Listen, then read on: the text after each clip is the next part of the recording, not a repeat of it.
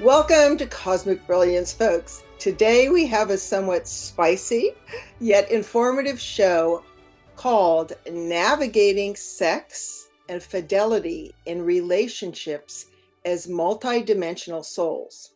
We are all multidimensional beings, meaning we exist in multiple dimensions, planets, realms, and worlds at the same time, so to speak.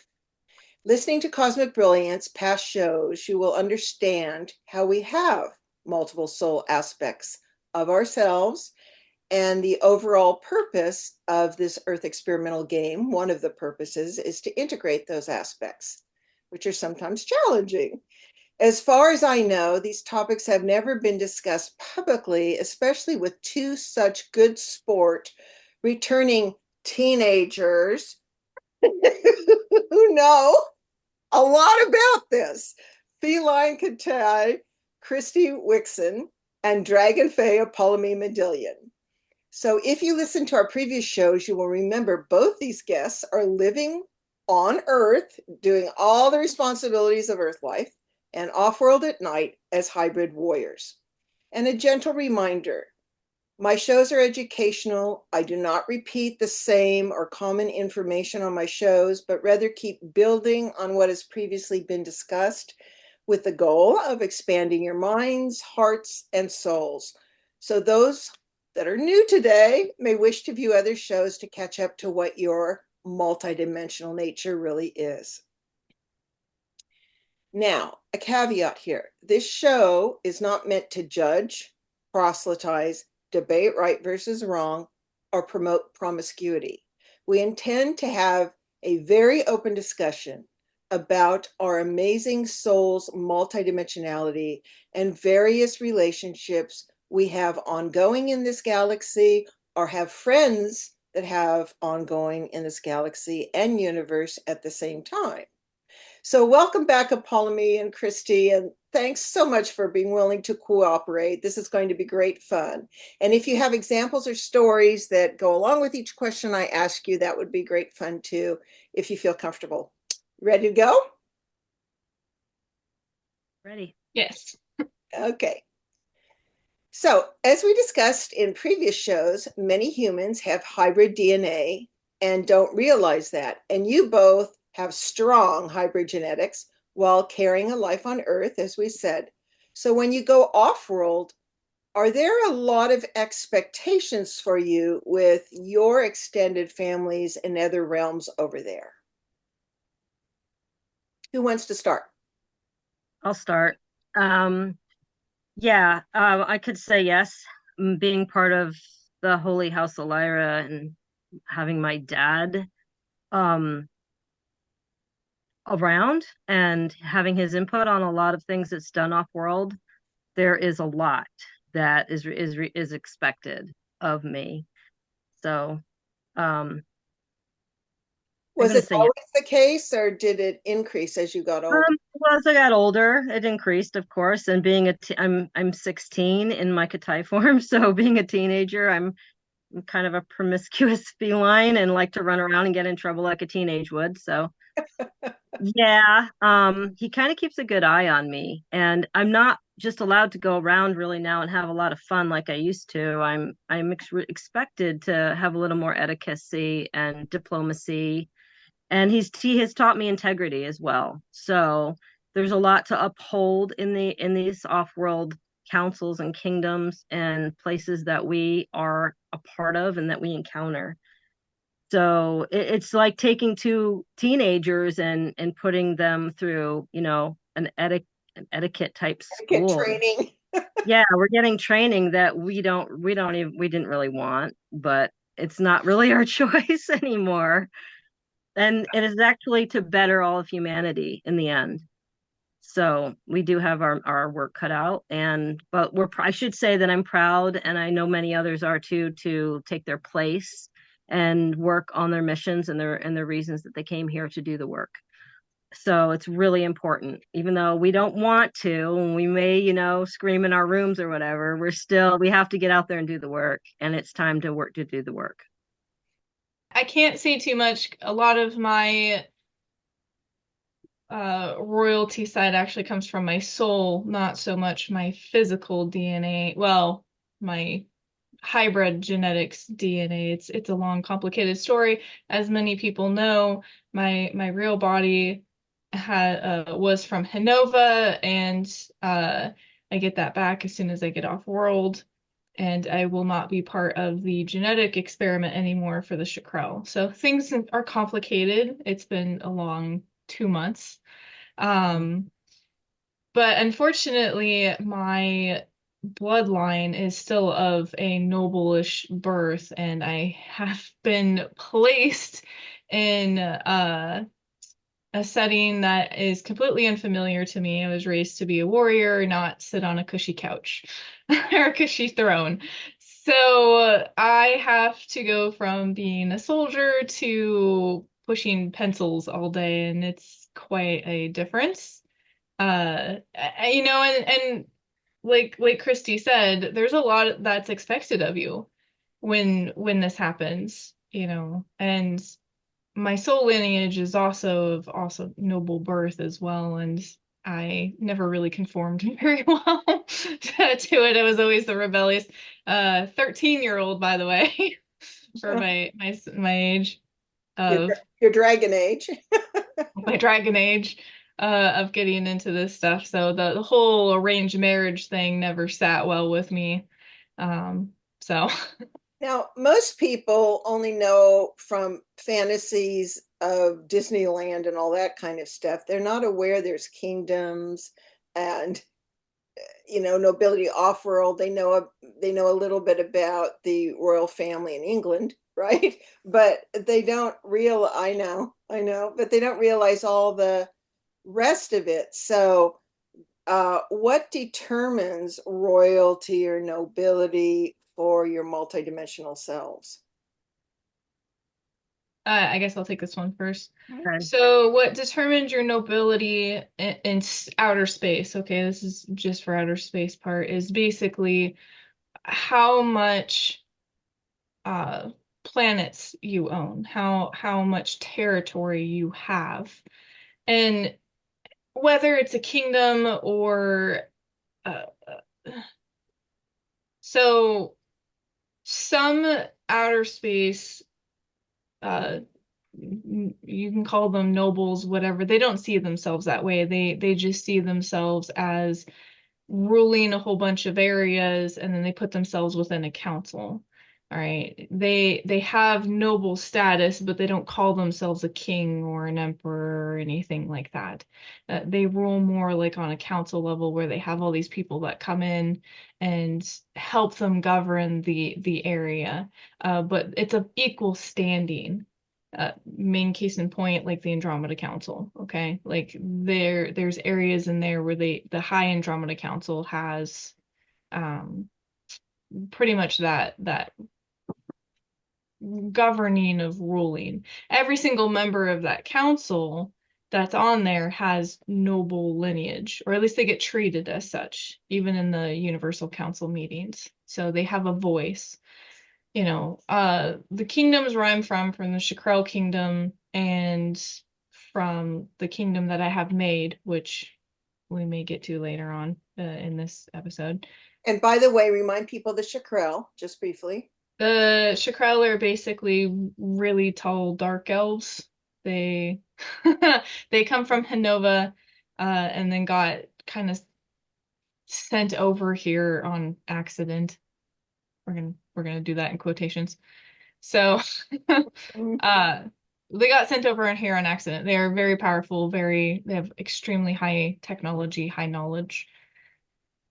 Okay. And they obviously remain invisible to earth beings. Yes. They do not interact with Earth hardly at all. If they do, it's from a third person standpoint. Okay. So you're in the noble lineage in that lineage, correct? Is that what you were saying? No, actually, I'm in the noble lineage for my celestial dragon species Okay, that and makes for my soul. And because they're from Hinova, they actually honor a person's soul when you're at that tier where you come from Hinova. My celestial dragon species mother was actually a nobleman. Well, noble woman. Noble woman. Yeah. So in my Hanovian culture, if you go to battle, if you sign that contract stating that you're willing to put yourself in that position and you earn that experience and you're good at it, you can get nobility status. It's not like you get to govern or boss anyone around. It's kind of more like a ranking, you Would you know. say it's fair to say that in celestial realms or higher realms, because people might get really nervous about, oh my God, nobility, because it's been so misused here. It's more like servant leadership. It's families, or like celestial dragons being one of the first creations from Source Creator. It's like the ones who are the wisest, have the most experience, have been around a lot. Would you say that's true or not necessarily? It really depends on the culture of the species. So in my celestial dragon species, it just means that being of nobility, you have that experience to have a voice to help opinionate and grow your community. It's more like a leadership position without being bossy. You don't have any means to be bossy to anybody, you know. So still respecting free will within a certain code of conduct or whatever. Well, I mean, we're in Hanover, so we have to. Oh yeah, But that's the law. Okay. So the noble, I guess the noble, how do you say it? The nobleness in our kingdom, the Lyrian kingdom, if you want, or the Holy House. We like to be acknowledged as the Holy House of Lyra, or the House of Lyra. So it has to do again with nobility and honor, and of course bloodlines as well. So you kind of have to prove yourself a little bit.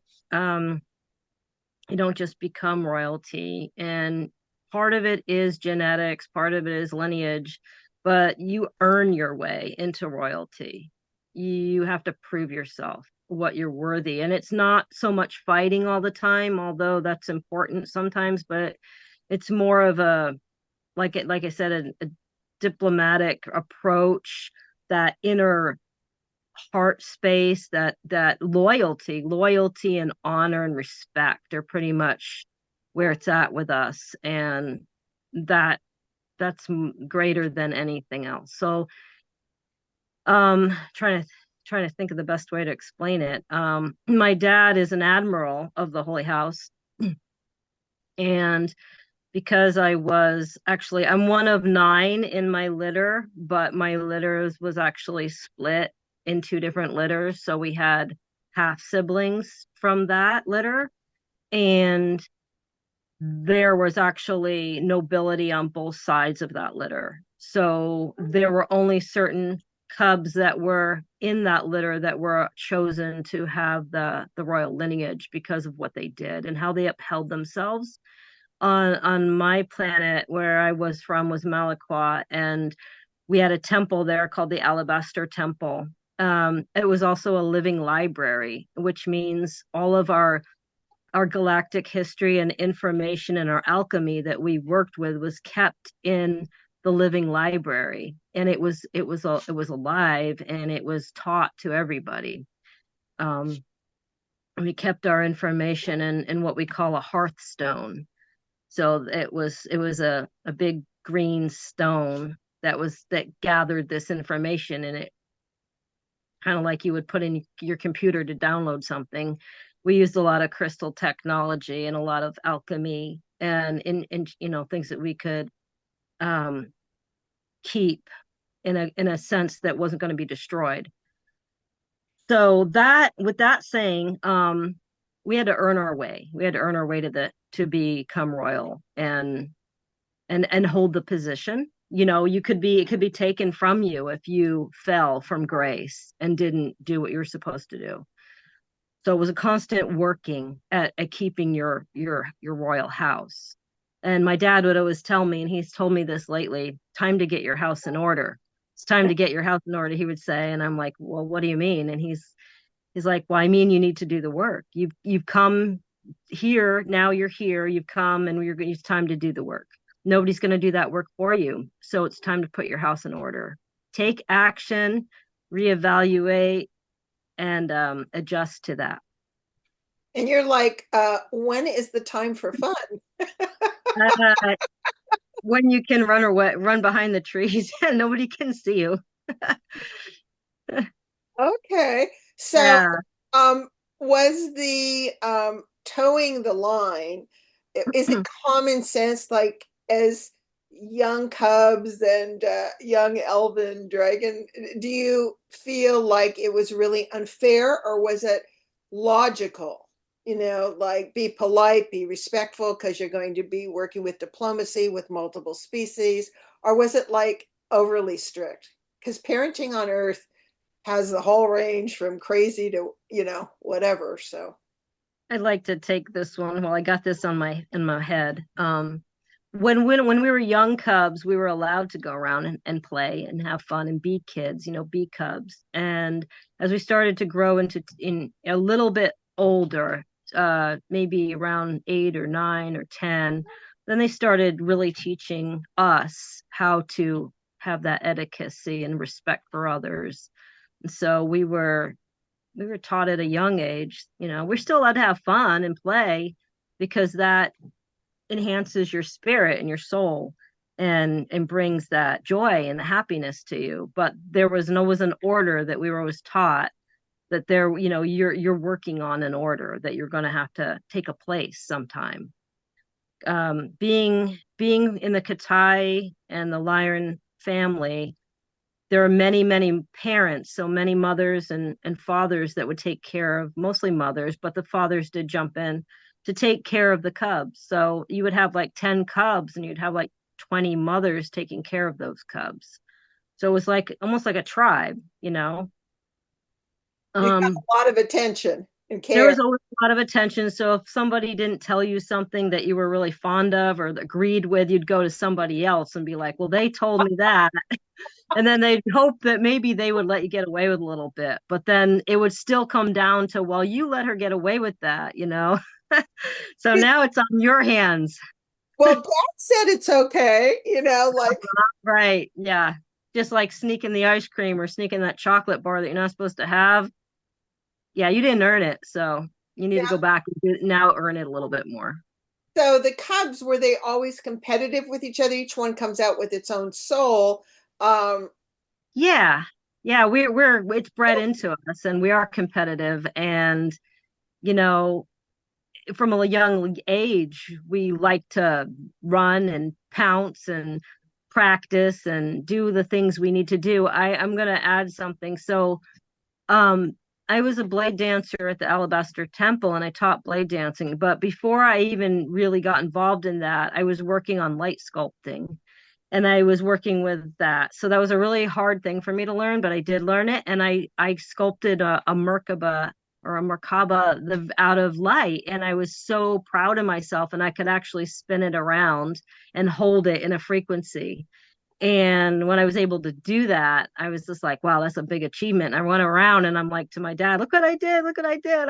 I got my light sculpting going. And he was so excited. But he was like, well, of course you did. You that was what you needed to learn anyways. Like he was gave me a good old pat on the back with his big paw, but he was just like, well, it's about time kind of thing. How come you didn't do this sooner?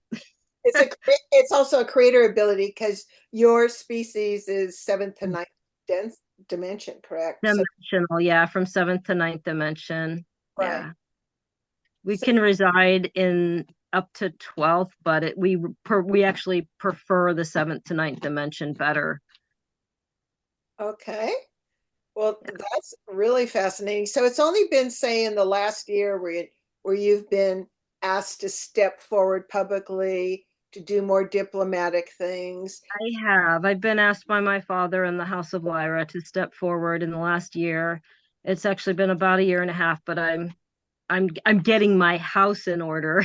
So that's what I'm working on. And I will have some information coming out in a few months about what this all means, but I can guarantee you that it'll be worth the wait.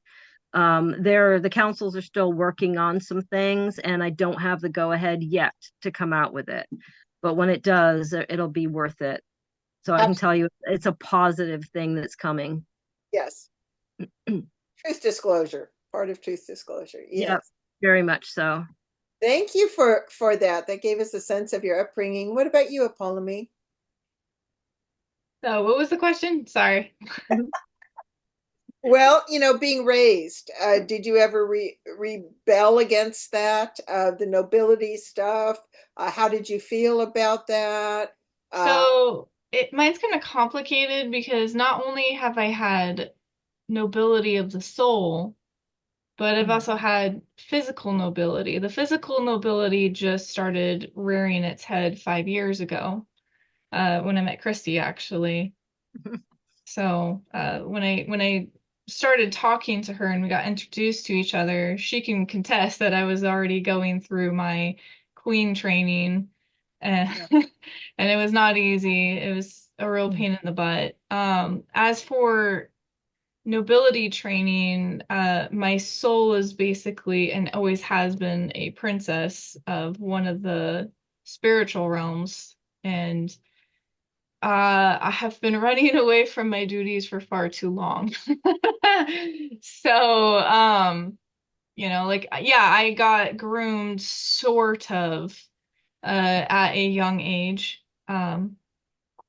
Since I was about 4.5, I got into, well, I kind of found my spiritual family, but a roundabout way, and immediately kind of got reinstated and started going through nobility training. Not to the tier that I was for a princess, but for one of the lower noble houses. And I feel like for the age that I was, it was okay, but now, by the time I turned 18, they're like, oh, you have to be married. We're going to start your arranged marriages, if you're not going to pick anybody. And I didn't want to get married. I still don't want to get married. So that all happened. And then, of course, coming to the 5 years ago physically, I had to kind of do it all over again, but for a different culture. And the culture differences are vast, because I was being trained for the Chakrel, and their culture is completely different. Like they're very male oriented, where the women are subservient, and they're kind of like eye candy. The queens don't really do much. They kind of help out a little bit, but not overly. And so it's getting trained completely opposite from my soul family to a different culture that is, I'm more involved with here physically versus, the dimensions of the multiverse. So yeah, the vastness is a little bit odd. And it's very taxing too, because you're so used to one way and then it just gets completely torn upside down, you know. I'm surprised you could hold it together because you're expected to do two opposite things. How crazy is that? It's like in a Yeah, like you know. my soul family's kingdom, they're equalitied. The male and the female, they have their certain tasks, but they work together. The Shkrel, like it's all male oriented, except for me, because we'll get into that later. But I ended up kind of ruling the kingdom a little bit by myself for a couple months, and man, did I turn the world upside down for being a matriarchy for a little bit. I can't wait to hear about that one. Now, let's backtrack a little bit because you snuck in there a lot of arranged marriages for the Mhm. nobility. So let's get into that because that is very interesting. Again, on Earth, we hear about it with the royal family, and she, of course, had her consort, protector, whatever. But what are the rules of that? Like, you have another royal being as your mate, but it doesn't necessarily mean you sleep together. Like, how does all that work? What are the noble rules, shall we say, off planet? Do you know what I'm saying? Like, Yeah. And do you want to take this one first, Kristy, or should I? Yeah, I'll try. I'll do my best here. Um, okay, so arranged marriages, I had an arranged marriage at one time as well. And you can have that arranged marriage, and that is for it's for hierarchy, it's for kingdom rights, kingdom purposes.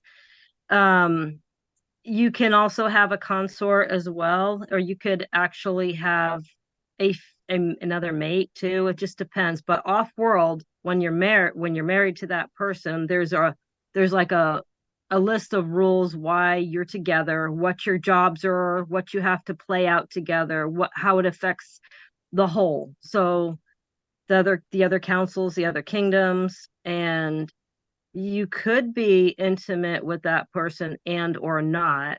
Mhm. It doesn't really matter, but regardless of that, you still have your itinerary, I guess you would say, to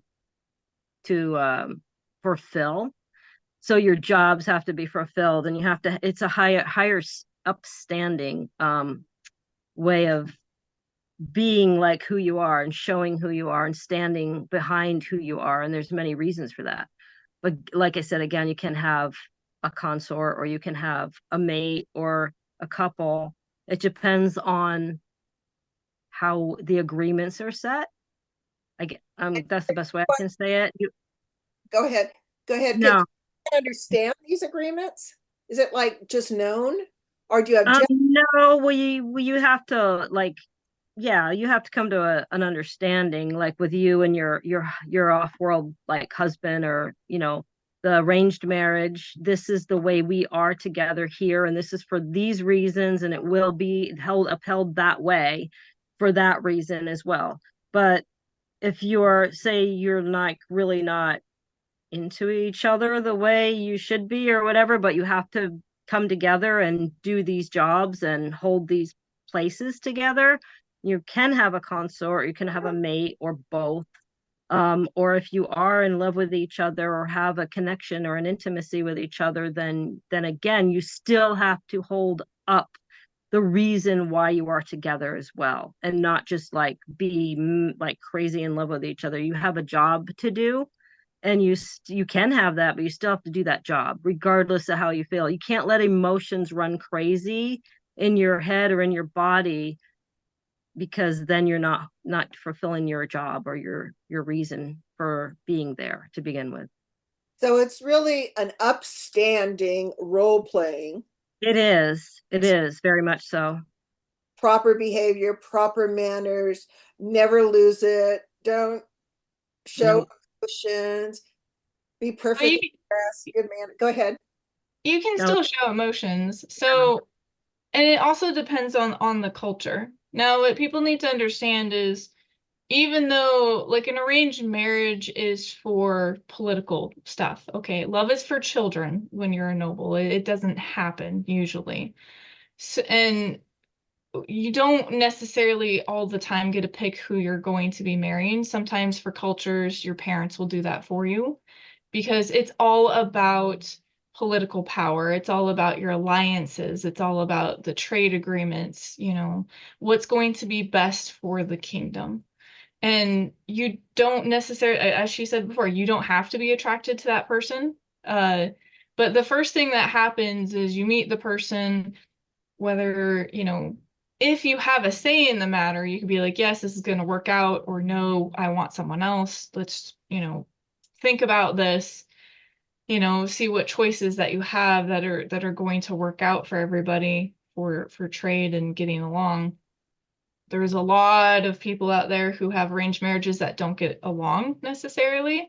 But again, you have to, in those contracts, when you get married, it's trade agreements, it's, Mm-hmm.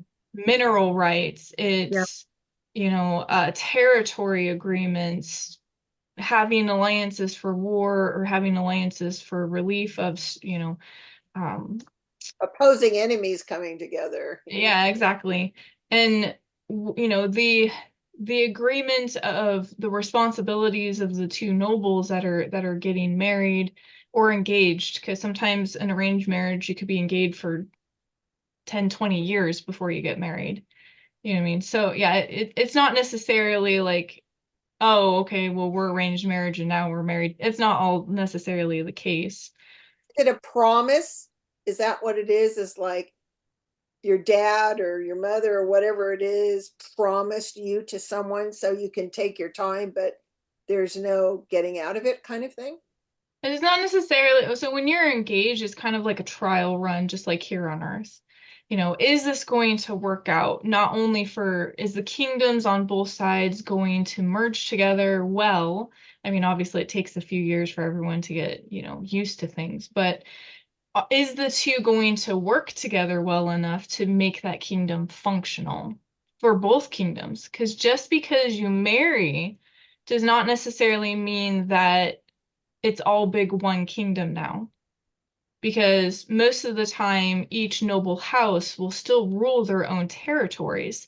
It's just that alliance that happens. So if someone's in distress or needs help, or technology or whatever resources, they can go immediately to that first house that they're with. Does that make sense? Mhm. Okay. Now, on top of that, when they do get married, like it's kind of finalized, but things happen.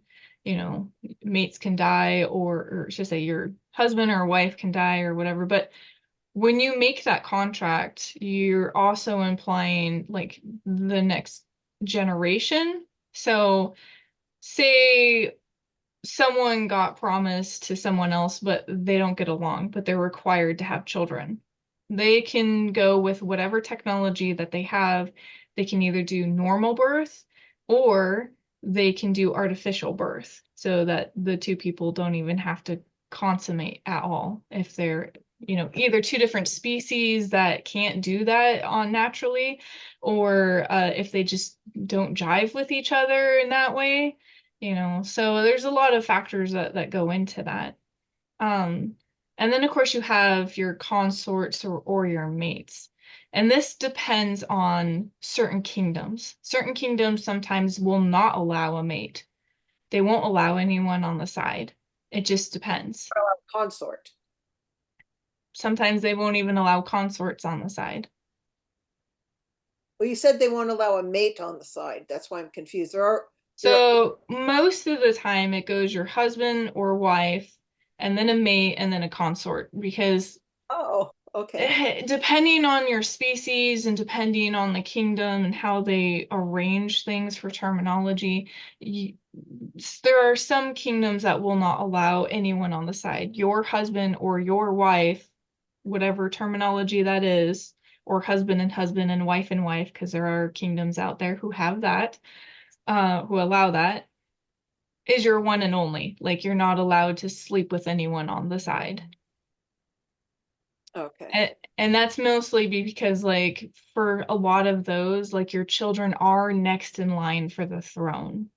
Because sometimes genetic lineage to certain species is how the crown is passed on. Now, there are others like the Chakrel and even the Kitai, where it doesn't matter if you are royalty or not. Sometimes that doesn't mean that you're getting the throne.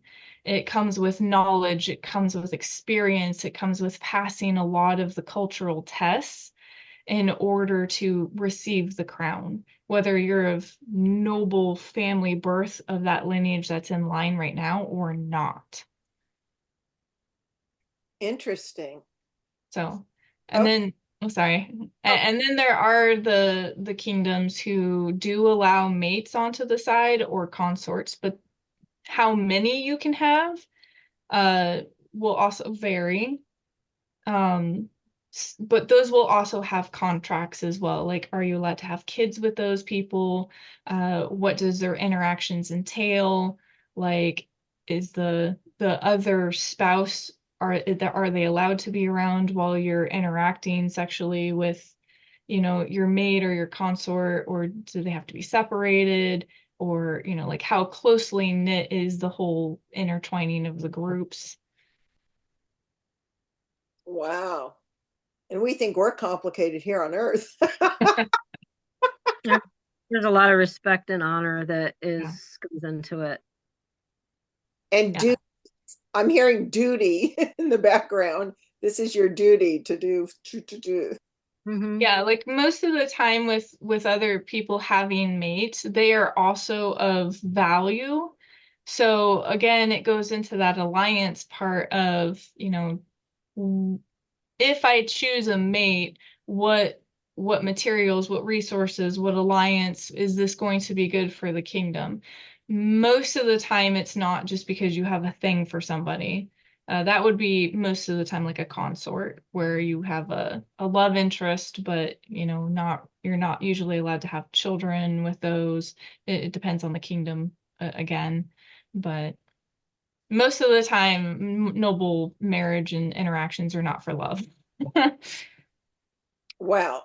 But you're compensated on the side with what we would call affairs, but they don't call it affairs because those are the legal rules. You can have a certain amount of concubines, a certain amount of consorts.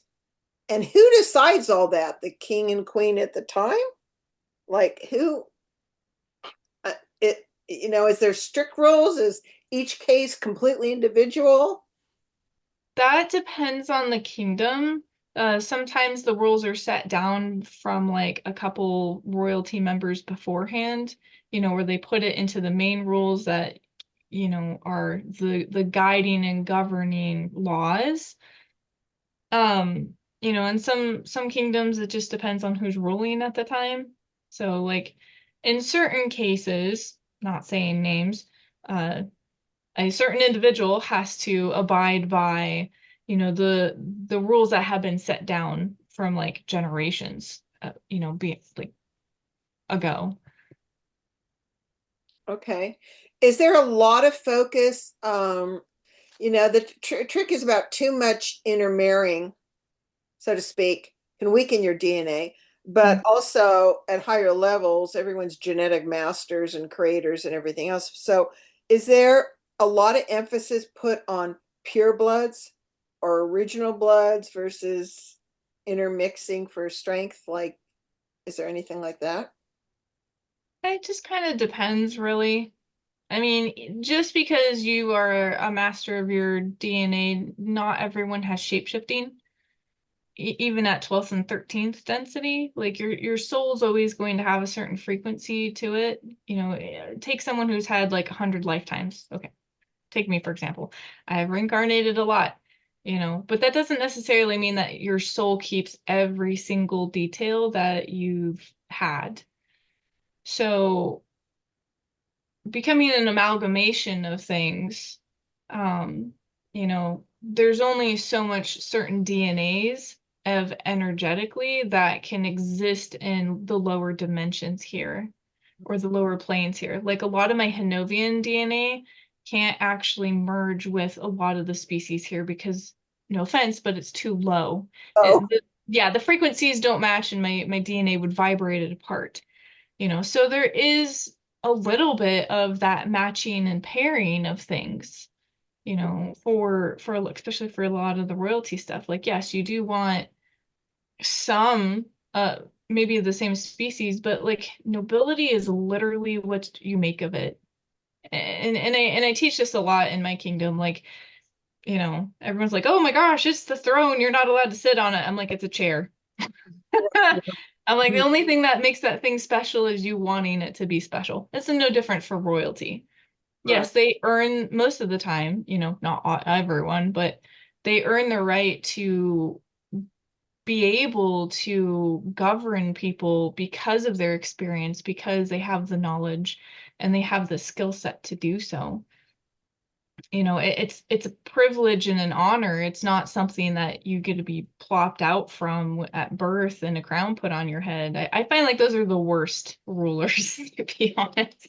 Yeah. Especially if they're not groomed properly at a young age where they learn respect. But Yeah. And it sounds like there's always this obsession with ownership rather than stewardship. Mm-hmm. Like the obsession on earth is all with it creates nobility, right? Is like how much land can you buy up? How much can you own? All of this crazy stuff rather than proper steward. Do you find that I think the same's off world, but do you find when you get to a certain dimensional level, it's really like what you were talking about is it's not elitism, it is proper stewardship and appropriate respect and behavior and serving your people as equals. It really just kind of depends again on the culture because even in Hanova, the Shikrel has this mindset of, in Hanova they're different because they have the rules to follow. But even then, they still have this, idea of like a little bit of ownership, like the land and the how strong you are and all this stuff, where, other species are like, no, it's more about, coming together and doing all this. I mean, they are still high-minded in the dimensional factor of somewhat of compassion and neutrality and understanding things. But like over here, they're definitely more about like control and how much stuff they can get in a short amount of time. Just the typical, stuff. Um, Power. Power, exactly. Even though when they transferred over here, they're still a really high dimension.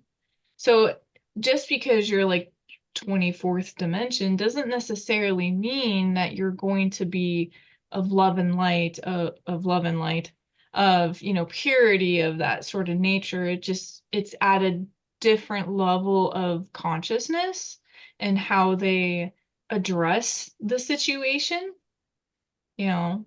Mhm. Um, That's so interesting. And then, of course, we supposedly live in a free will universe too. So it's going to allow tons of variety and tons of things and options. right. I mean, if you look at the draconians that came over here, they came from a higher dimension universe than here, and some of the dark dracos, I mean, they're complete jerks.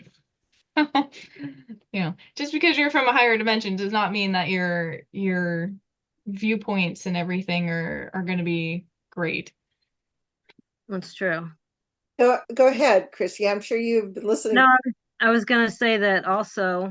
I want to add this because we're actually coming into a time of unification in our multiverse. And it's really, I know we've all wanted this for many, many millions of years, but it's really time for it. I'm not saying it, I'm not the one to say if it's going to be 100% or not or whatever, but it's time for us to try this and for us to try to get the unification.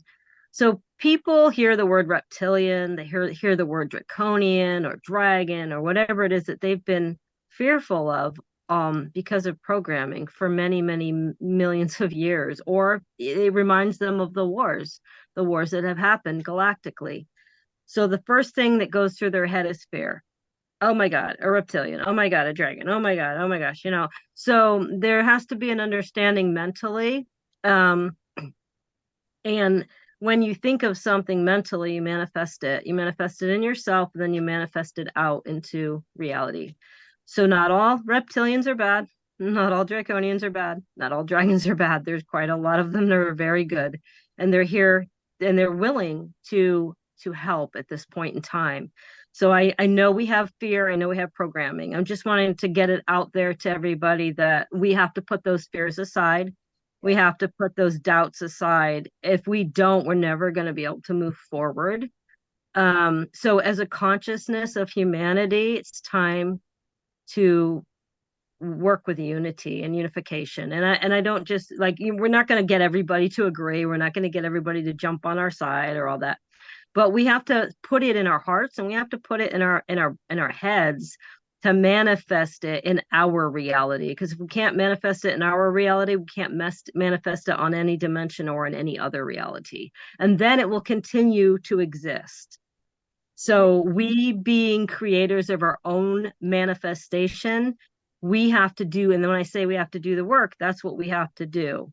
And I know there's a lot of people out there doing that. And I'm just trying to say to those that are living in that fear or living in that lower frequency, it's okay to move forward. It's okay to believe in yourself and to believe in things that you were once programmed not to believe in. Now is the time for this. And we really need to work together as a one race. And we're a mixture. We're all mixtures of millions of races together, but we still are one race, and that's the race of Earth. Right. Just Right. like we're billions of cells inside our body, and if they start arguing with each other, you get very sick. So, so So with that saying, there we can manifest as a collective and as an individual ourself, our own life. We can manifest positive or we can manifest negative, and it's all up to us. So we really can't blame anybody else for what we bring to the table. It's on us. You know what I mean? it's moving out of the victim programs, Mm-hmm.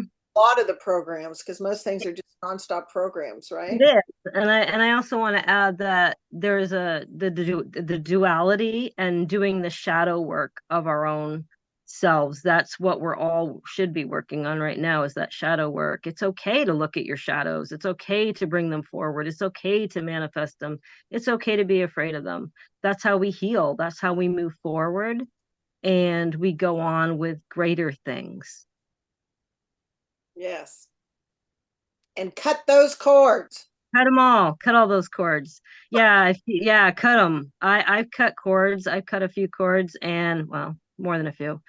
But if you don't like the way it is, change it. It's all in your hands, really. We don't have to wait for anybody to dictate anything to us anymore. We don't have to wait. It's up to us. Now, you did say to unify, and one of the things that is happening is, and I know that you were saying, Apollymi, that the Chakrel are still very masculine, in terms of how they run things. But really, what is coming down from a Christos viewpoint is the divine feminine is returning in equal partnership and balance with the divine masculine. Would you like to talk about that a little bit, Kristy? And Yeah, yeah, it is really important. This is a time now for the unification to happen. There needs to be an awareness and a consciousness of, and actually a marriage union of the divine masculine and the divine feminine. So when the divine masculine is not divine and it is just masculine, it overrides the divine feminine. And that's where trauma comes in. That's where sexual abuse comes in. That's where domination and manipulation and control comes in. So a lot of males on the planet that have those tendencies aren't in balance with their divine masculine. When they do become balanced, and again, it's a lot of it's DNA. When they do become balanced with their divine masculine, or they can get themselves to a higher frequency to understand the divine masculine, that's when they will meet the divine feminine, and the divine feminine will unite with the divine masculine, and that brings the wholeness together. That actually is what it should be, and that's what it should have been a long time ago. But I'm just going to say that there was a lot of genetics that was bred in down through the ages that bred out the Christic or the Christos DNA and the angelic human DNA, and it bred into, I'm going to say, on a reversal of DNA coding. And when that happened, the divine feminine was overrode by the masculine DNA that was not divine. and Go ahead, Mary Lee. the female became property. Yeah. Go ahead, Apollymi. I just have to say, like, on also a standpoint, having too much divine feminine can also just be a chaotic mess. So there needs to be balance. You need to have the logic with the whimsical, otherwise things get none of the scale tipping in any direction on an extensive point is good. There's no direction when it comes to being overly divinely feminine. Right. Well, that's true. Like no, both ways, too extreme. But compassion and nurturing and giving men also the opportunity to do that too. And look at you. I mean, you're both. They must love you because you're both, nobles and kick-ass warriors as top leaders. So that's a complete beautifying balance in there. We still have to learn how to balance our own our masculine energy and our divine feminine energy as well. And it is a balance. Being a warrior on one side, and being noble on the other side. I didn't want to learn etiquette. I didn't want to, listen to orders and things that I needed to do.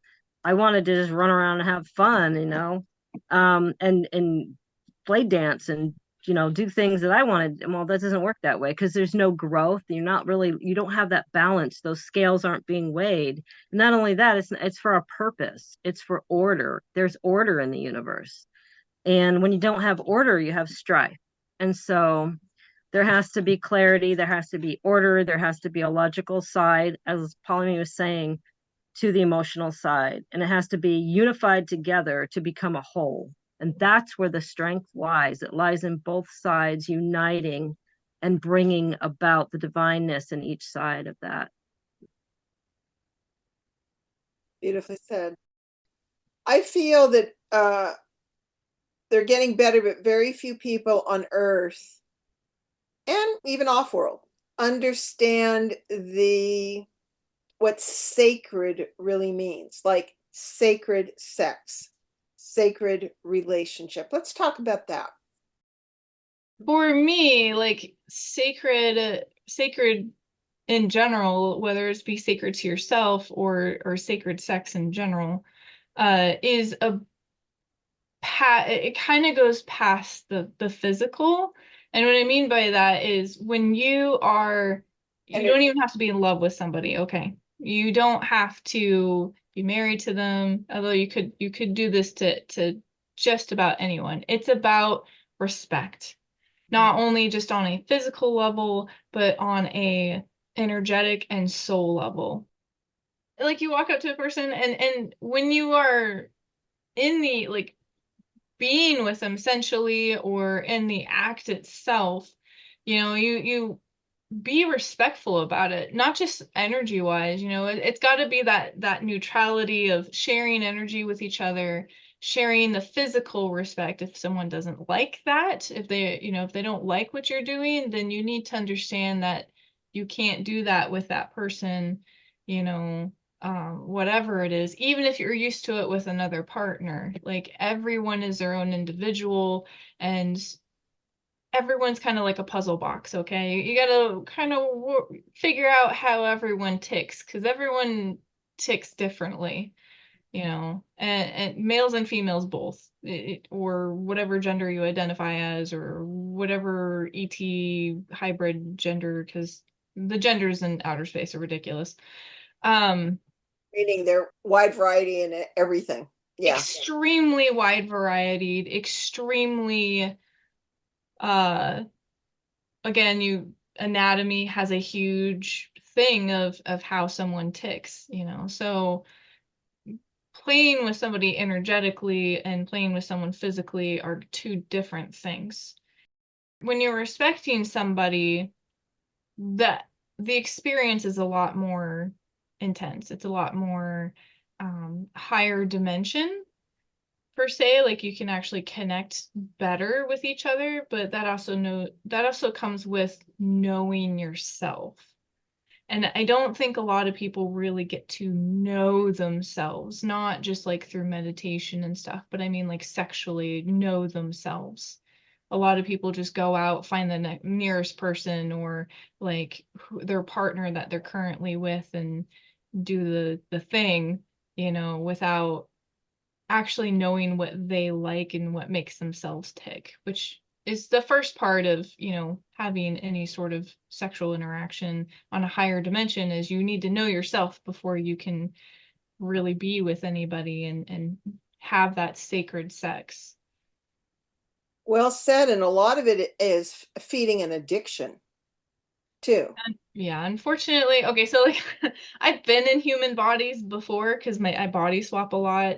I think we've covered that in past episodes. And the human body is like super slave mentality when it comes to physical acts of the flesh, because I've noticed that their receptors on their physical body are really intense, really extreme. And as soon as that activates, like a lot of people just can't control themselves. My body works completely different from my normal form, so I don't have to worry about that. Yeah. So I can understand where people are coming from, but they still need to learn how to respect themselves mentally, respect themselves physically, respect themselves soul-wise, and learn about themselves, what they like, what they don't like. Learning to move that celestial energy within themselves while they're with another person. That's how you get sacred sex, because everyone's like, oh, tantric and the Karma Sutra and stuff. And I'm like, well, yeah, that's how you activate some of your centers.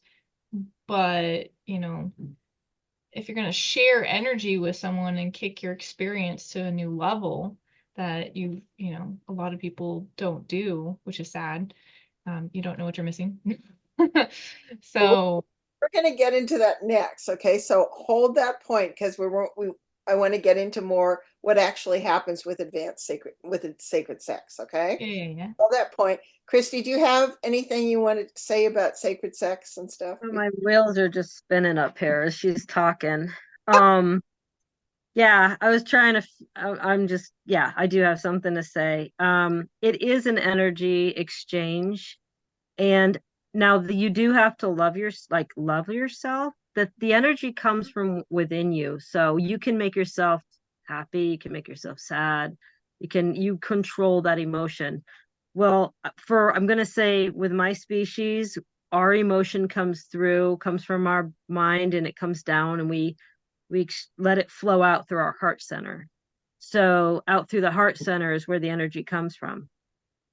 I mean, I have laid my heart center on somebody and actually can regulate my heartbeat with their heartbeat, and it's that in sync rhythm of the energy flow and the energy that you're also flowing through your body. So if two are flowing their energy through into each other through the body, through that vehicle that they're using, that divine masculine and feminine vehicle, their energy is going to flow together and mix together and share that energy together.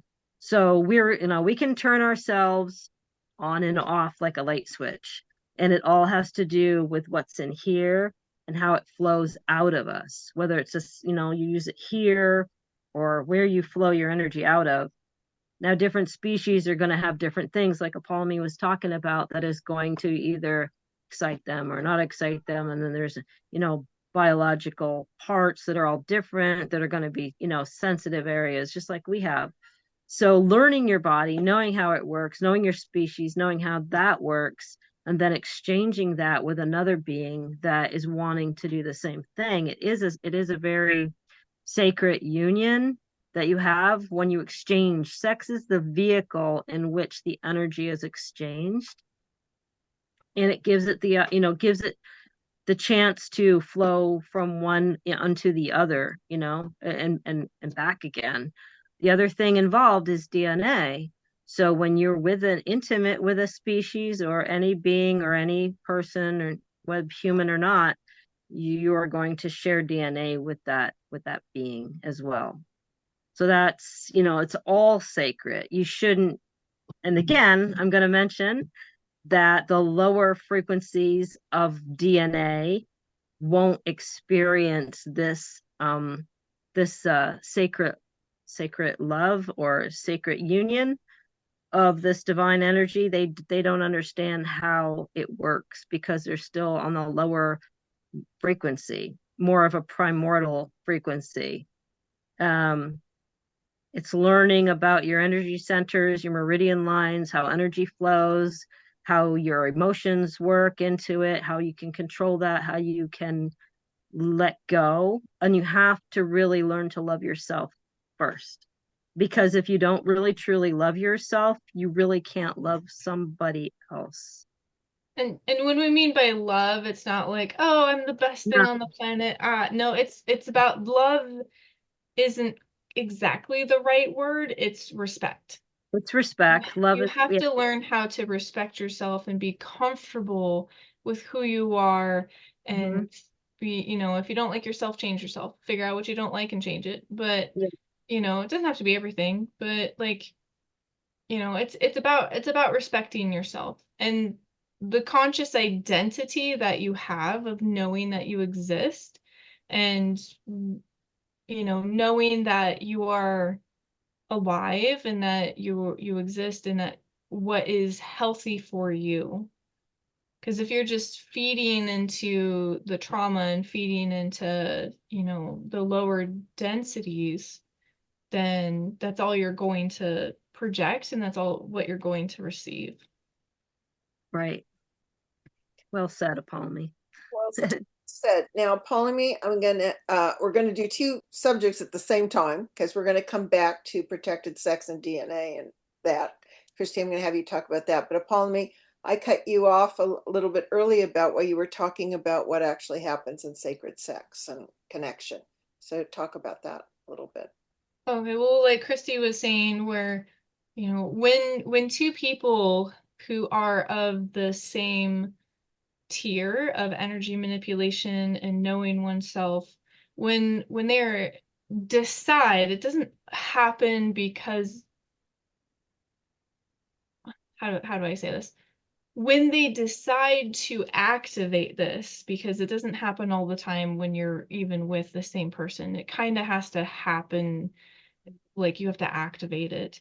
When two people decide to activate it, you can end up sharing energy and an experience together, and this is where like a lot of people are like, oh, we're oneness with our bodies and stuff. No, this is like there are tiers of this like cosmic sex basically, where the first tier is like your energies are moving together, your heart starts syncing together, you start having the same cadence rhythm of a heartbeat, um and you start energy sharing really well. The next tier up is being able to manipulate each other's chakras really well, and with that exchange, you're not only getting it starts to dive into telepathy, like the four tiers of telepathy, because like now you're starting to get the emotional exchange of your partner. And then the tier up from that, which would be the third tier, like you really start activating each other's what we call like the caduceus, and you're starting to interact with their astral body sometimes, not just their physical, because you're going up the chain. Mhm. And when you hit this stage, sometimes it can be the most like intense experience you've ever had, but it's also, I do have to warn like the dangers of this because you can start getting past life memories from the other person. There's a lot of light speak that goes into you, so you can find out a lot about another person if you really want to. With or without their consent at that point, because they're already consenting that you are basically in one of their higher conscious tiers. And then the fourth tier is like where you start merging your consciousnesses together and you don't really feel like you have your own identity, like you are just one with each other. And that usually freaks a lot of people out, and they don't usually either get to that point or they have it for like a couple seconds and then they freak out and then they stop. So it's something that you kind of have to gradually get into, but it is the most intimate experience, so you have to be very comfortable with your partner, if you're going to be doing that with anybody. Is that the same as the most quote advanced way of sex is where two people just start entwining and they say it's like reaching up and being one in source? Pretty much, because at that point you don't really feel like you have a body. You're kind of disassociating from everything, and all you feel is light and color around you, and that you're just consciousness. But you're like merging your consciousness with that person to where you're just like oneness. Right. So it can be terrifying when you first experience the first couple times that you experience it, but it's definitely the closest thing that you're going to get to source. The other thing I have to say on this is that when a person is with another person, especially when you're pairing for each other for creating children, whatever energy is exchanged during that act is helps the consciousness to be the portal of the consciousness to be open. So if you're lots of trauma or lots of negativity or like any of that, it literally opens the portal for the lower tiered souls to come in. And when you are at a higher conscious state of, having the sacred sex connection, you're inviting the higher dimensional souls to that are compatible, mind you, to be able to go in and actually be born. And unfortunately, this planet has had a lot of low tier consciousness. Now, I'm not saying like, oh, you're saying my child's not innocent. No, a child, people have to understand a soul's identity versus a physical identity. You can have a physical child with good genetics and be decently well behaved, but that doesn't mean that they're going to be of higher dimensional tier for soul. Mm-hmm. That's such an important is the consciousness you're at when you're making love at, especially if you're going to conceive, Mhm. has to be conducive and coherent with the consciousness coming in. Exactly. It's contributes to all these new kids coming in, which is awesome. We call them the new kids, the advanced kids and more The new awake. kids on the block.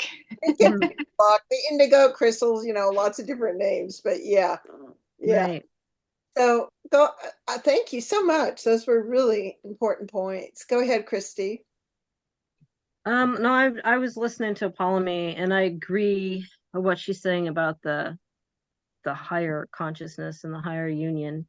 We're vehicles, our avatars, our bodies are vehicles for our not only our own high oversoul or high self or light body, but when we unite with others, we take, we're uniting with their soul and their higher self too, and their light body. So it's really important. Um, and I mean, I'm sure all of us have been with lower frequency beings and higher frequency beings. We learn. That's just part of our lessons through this lifetime, is to learn the difference and what it feels like. I mean, we want to learn not to stay in that lower frequency. We want to learn to rise above into a frequency or a realm of way of thinking. And so that's it. We're not here. We're in school. This is a school. It's a spiritual school, and everything we encounter, we learn from, including this. So really important to learn our lessons and move up the ladder. Well said. Now, one of the most important points also that very, very, very few people know about or really think about, and you both have brought up, is that DNA is passed through sex and changes your DNA. So talk about that a little bit, Kristy.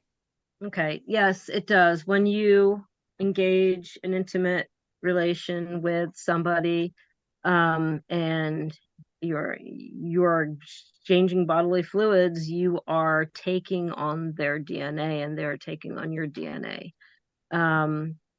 It's an exchange.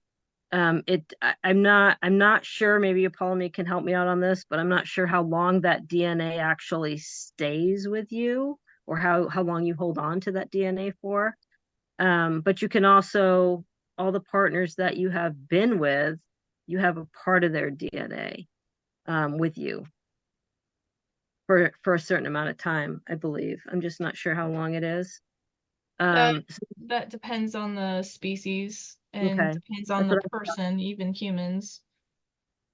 So at that point, again, it's really important for us to hold our highest frequency within our own DNA structure so that we don't, and the way I say it, we don't descend in a sense. We want to hold that higher frequency. And we all learn. So we learn, well, hey, we could be with a higher frequency, species or whatever. Again, it helps us to raise our vibration and to move forward spiritually. Good point. Yeah, And oh, go ahead. Okay. Like I said, it just depends on genetics, actually. Scientists are finding out that uh, people have the ability, especially females, because we take on, the male seed and everything. Uh, will actually, some people have the genetics to actually hold on to their pairing partner's genetics for like even a couple weeks or so, and sometimes even longer. These people are usually the ones who get attached to people really quickly, after having especially intimacy with them, because they actually change their uh, own body to hold on to the pheromones of that person, and then they become very loyal to that person until they sleep with another, and then they bind their genetics to them. So just like they're now finding out that people who like cheat on their partners a lot, sometimes it's actually DNA, where they just don't have that attachment. They have the ability to just not bind themselves to anybody, and then they can have their fun with whomever they want. That okay. makes a lot of sense. Also, the amount of toxins someone has or anything else. I mean, so much of that goes into our vessel as females, and we're clearing that out. I mean, I consider sperm sacred, but still, it's like the emotions of the person, depending on how sensitive you are, we're clearing and integrating that. What were you going to say, Kristy? Oh, I agree with her 100% on what she just said. I was just want to comment on that. It's really important. Okay. I'm okay. Yeah. All right. Wow. So now you mentioned bonded, Apollymi, and I know when we talked about doing the show like months ago, because I said I want to do this show. It's going to be. I don't know how many stories we'll get away with, but let's go for it. And you brought up, what does it mean to be love bonded, and what does it mean to be physically DNA bonded? So do you want to clarify that a little bit? So DNA bonded, like I was just describing before, some people have the genetics of being DNA bonded to where they are intimate with a partner, and that their partner's pheromones and DNA goes into their body and it locks in. They don't want to be with anyone else. They don't want to, it keeps them loyal basically. And they could just, be intimate once or twice. They get very clingy and sometimes, or they're just become extremely loyal. And then of course that bond will stay there until they sleep with somebody else intimately. Okay. Um, Love bonded, on the other hand, just means that, their sacred body and heart and their consciousness is bound to the other person. They share a heart link. And, you know, having a heart link can be very loving, like you always feel like you're connected with somebody. If you're really good, you can feel what the other person's feeling on the other side. This doesn't work out very well if if your partner's doing stuff they're not supposed to. Um, so you have like almost a telepathic connection, or a twin connection would be a better term for it, from what I've experienced, because I did have a twin, and I have heart bound or heart links before. So it's almost the same, where like if something's going to happen to that person. It's very strong. You can feel what they're feeling, especially if it's intimate or sexual in nature. Um, so, or like if they're sick, or something bad's going to happen, or just kind of like relatively like get the feeling that you get all that light speak back and forth to each other. Mm. Now, you can be heartbound with somebody and still sleep with other people if you're not, as connected with the other people as that person. It just means that, you love that person extensively. That doesn't necessarily mean that you're like balled and chained to that person physically, because there's a difference. I got a question, Apollymi. Is Yeah. it possible to have both? At once? Yeah. Oh, absolutely. Okay. You can have both of them at once to the same person. Absolutely. Okay. I thought so, but I just wanted to hear it.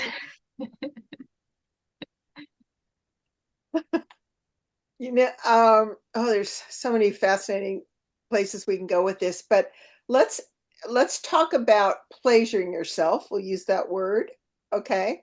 And Apollymi, do you want to talk about the deeper levels of pleasuring yourself and the connection to Mother Earth? The first step to that is, again, knowing oneself. So being able to pleasure yourself on a higher level, which is kind of going to be difficult for most people, I feel, because you go past the physical aspect of it. You're still kind of doing the same act, but it goes from a physical sensation to more of a spiritual one, to where like you're experiencing the energies around you and not so much on yourself. Like you're absorbing the energies from the cosmos and the universe while you're doing this, and activating your caduceus and your sacral chakras, and using the energies of nature and the energies of the cosmos to heighten your senses and your pleasure, versus just going at it physically. Does that make sense? It's that divine connection again. Exactly. Yeah. Yeah. I think you said, if I remember, because it was quite a while ago, 20, Yeah. 20 to 30 minutes purest energy of the heart can clean and clear and detoxify your chakras with some. Yeah. So being able to do this, like, and a lot of people are gonna be like, well, how do I get past the physical sensation and the primal need? And you just have to do your meditation and do your breathing exercises, and start off slowly, for whatever the act is. And then you have to kind of adjust your brain to it, really, for normal people. I don't consider myself normal, so for normal people. And then you do 5 minutes or do 2 minutes, or and then you gradually increase the time, and you're trying to do your chakra cleansing by bringing that energy in and feeling it in your body while you're doing this sensual pleasuring of yourself. And eventually you're going to get to the point where you don't need to have anyone to activate your sensations. You become confident in yourself, you cleanse your own energies. This actually helps through trauma, for sexual trauma, a lot. So like it will help you come to grasp with some things and work things out.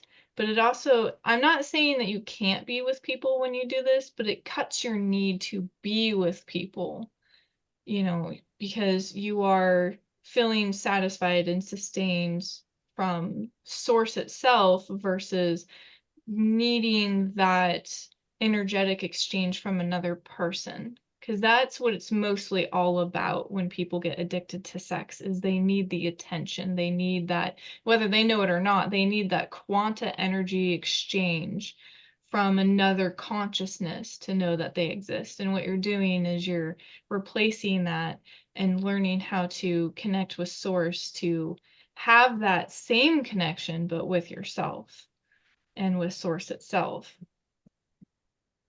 And it's a lot more satisfying. Well, I feel that's biased, I'm sorry, but you know, Yeah. because like you don't have to worry about being disappointed if something doesn't go right, or being stressed out or whatever. And you can still do stuff with other people, but this just allows you to clear all of your chakras out afterwards. Night of partying, whatever. A night of debauchery. Okay. And anything to add, Kristy, to that? Um, I agree with her. I like the energy exchange. So I'm like, I know I need to do the work on myself, but I am such a, I don't know, an energy exchange junkie that I want to just have the exchange with somebody. I want to feel that ecstasy with somebody. That's just what I maybe it's just because I'm a feline and there's a lot of that. We wear that out there a little bit in our culture. It's just we're cats and we don't hide anything at all. Mm-hmm. And we don't have anything to hide. So It's I a mean, balance. yeah, so we just like to feel those feelings and exchange them with others, and it can be an addiction. And I agree with what she's saying. It's good. I mean, I haven't learned 100% how to do what she's saying that you can do. I'm gonna have to practice that now. But I'm not going to lie about it. I definitely like the attention and the affection from that higher, intimacy and with somebody else. Because I'm kind of like, yeah, this is good. I'm just weird. All I want is cuddles. I'm a snuggle junkie. Yes. Like I'll skip out on the physical act. I just want cuddles. Um, yeah, I do want cuddles. I mean, it's great because you can still, feel that connection and that energy with somebody, and you can fall asleep that way, and it's comfortable, and you feel secure and safe, and you're connected. You know that the other person's there, and everything's good. But there does come a time when you want to light some candles. Or not. Hey, I'll Hi. light some candles, but I'm not talking about candles. I'm talking about low light. oh, Oh, Jesus. like I'll That light some candles and I'll draw a bubble bath and then I'll get in myself right. and eat some chocolates. Right. Well, it's so wonderful because people are getting a sense of the wide variety and the hybridization and the different species and the approach, and to be accepting of this, and how we can be more tolerant and use this also in, again, a sacred, respectful way is the most important, rather than just using someone as an object to get off, right? So, Right. So I have to clarify this because most people who think asexuals can't have sex because that's just the way the world works, I guess. So yes, I don't like the physical act of having sex because it doesn't do anything for me and my brain doesn't work that way. However, energy exchange is completely different. And I have a story to tell. And okay, so I got abducted. I wasn't quite sure by who exactly, but they were running like tests on me and I was on the metal slab and there was these two tall ETs. They had no hormones, okay? They're builder assistant races. So they're designed not to have any or like sexual organs or anything like that. anyway, I got injected with something that ended up kicking up my hormones, Mhm. and I'm very picky and I don't really do anything.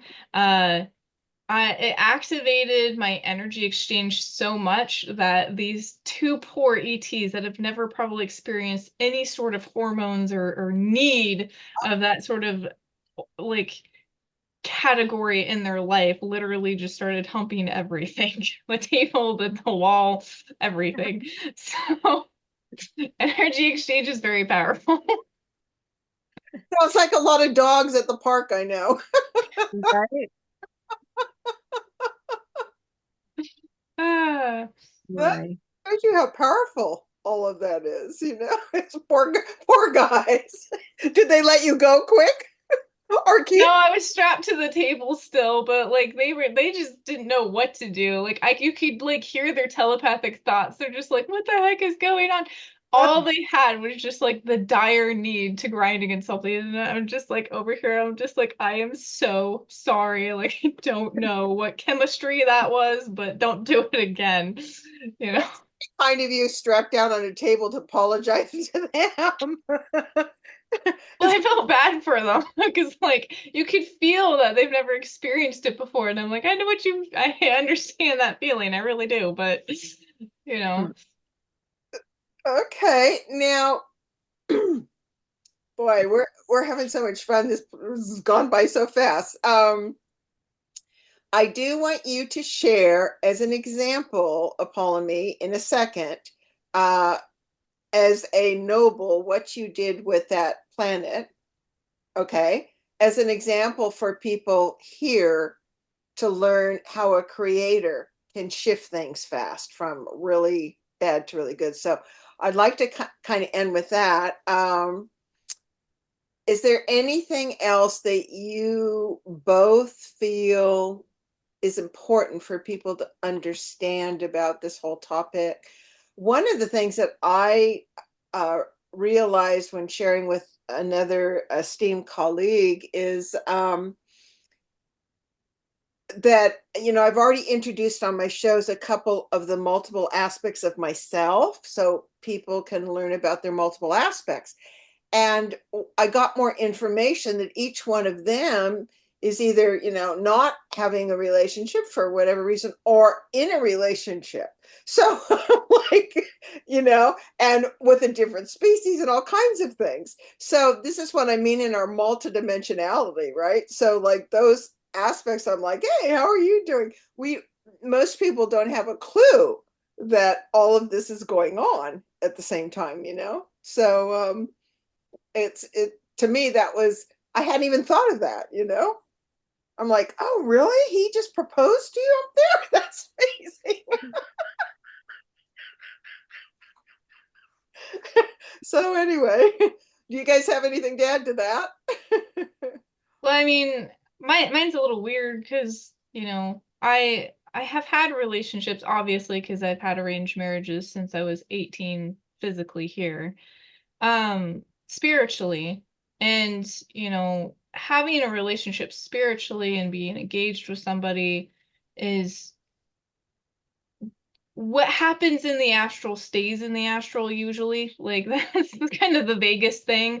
Unless it becomes physical, like all of a sudden you become pregnant out of nowhere and you've never done anything with anyone, you know, but like your relationships with whatever timeline or whatever dimension you're in will eventually those memories will go to your highest consciousness, you know, and be experiences, but usually it's an isolated thing. So, like for me, I go physically off world and I actually am betrothed off world, you know, just like down here, I don't do stuff with people down here. I can't. Like, just my brain does not work that way. It doesn't work very well in space either, but you know, so but my relationship up there does not come down here. You know what I mean? Like it's two different settings.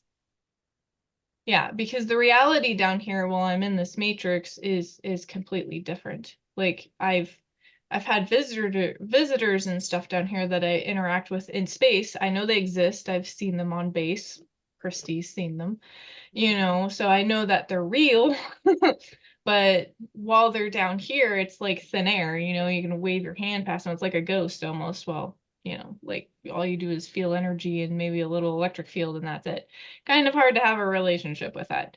So, and I'm not the only one. Like there's a lot of people who have like astral lovers who have, you know, are still tied to their past life lovers, but they're completely either on a different planet or, off world, but they still meet each other astrally. Like it's just so much involved. That's even if they're married here. This is how amazing it gets if they're married here. And then you have to decide you want to cut those cords from all the astral sex. Yeah, it's just an incredible multidimensional thing. Well, for that, it's like this, okay? What are the odds of anyone from your ET life or your astral life, because that's even a broader terminology and possibility, okay? Are they going to come knocking on your door physically? You know what I mean? Like, are you willing to be isolating yourself this whole time and not possibly having those experiences and being happy possibly and all of that stuff? So the probabilities is usually what gets people. And you can be absolutely in love with the person that you're with astrally, and you can still absolutely be in love with the person here because it's two different realities at that point. And That's until they come knocking on your door, then you have to make a choice. Don't worry about it.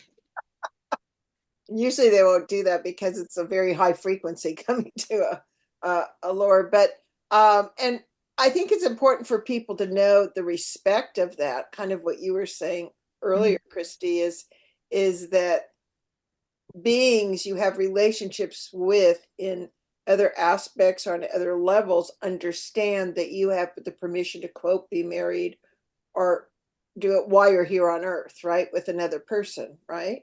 Isn't that Right. general? Yeah, that is. It's a good, definitely. How do I say this? There has to be respect, and there has to, you have to have respect for each other on all levels, I would say. Regardless of what's going on or what your intentions are for whatever reasons. Um, I'm not going to get into it too much, but I will say that I had an arranged marriage at one time. Um, it was interrupted, and it's not because we didn't have feelings for each other that it didn't work out. It was just another time and place, and there was a lot going on. And actually, I don't want to talk all too much about it because it's actually going to be in my book coming out and that I'm writing. But the marriage was supposed to happen and it didn't happen. So that's a whole another thing.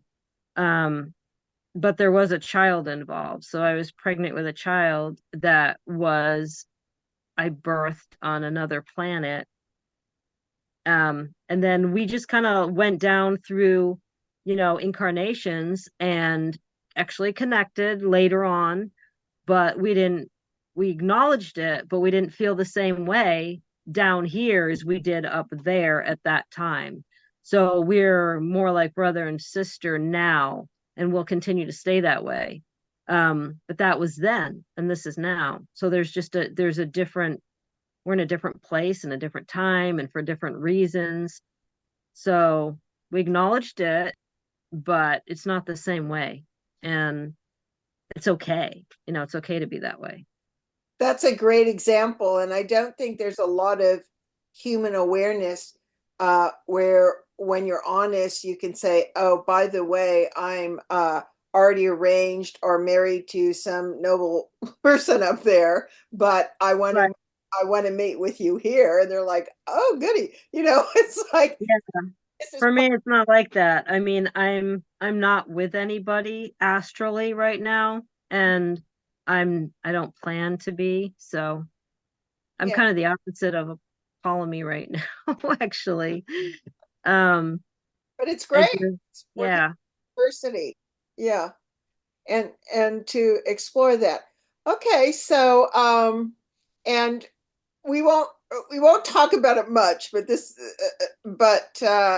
there's a few things that I'm going to end with. But in the meantime, is there any other thing you feel is important that people know to open up their minds and be aware of? Multidimensionality is not necessarily infidelity, you know.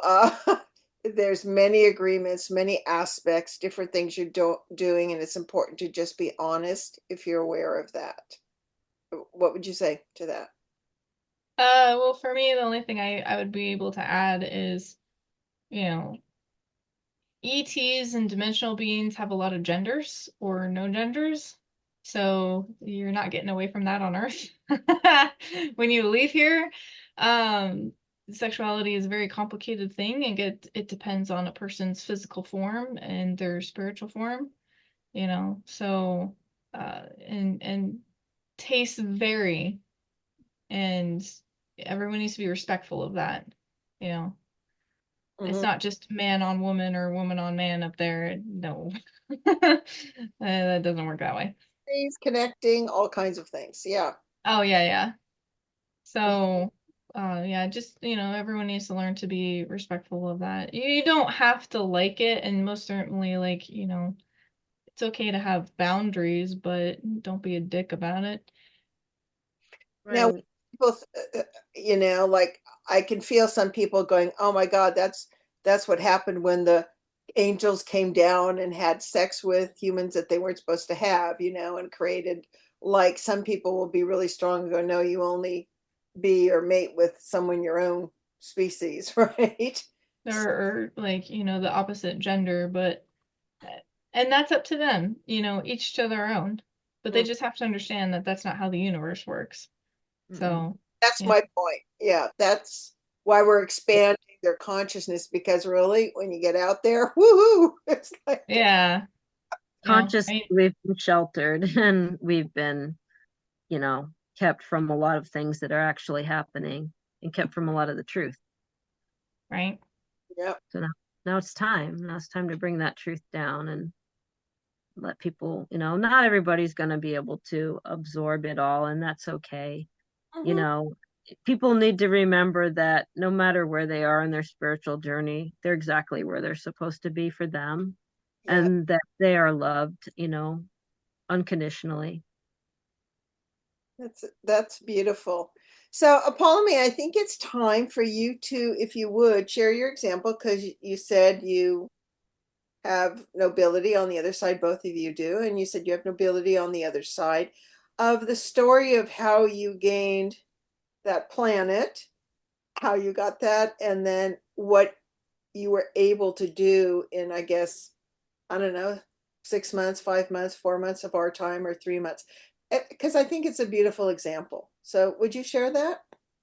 Yeah. So, as many people know, I am a super soldier. I've been a super soldier for, well, I actually don't know how long, but 38 years at least.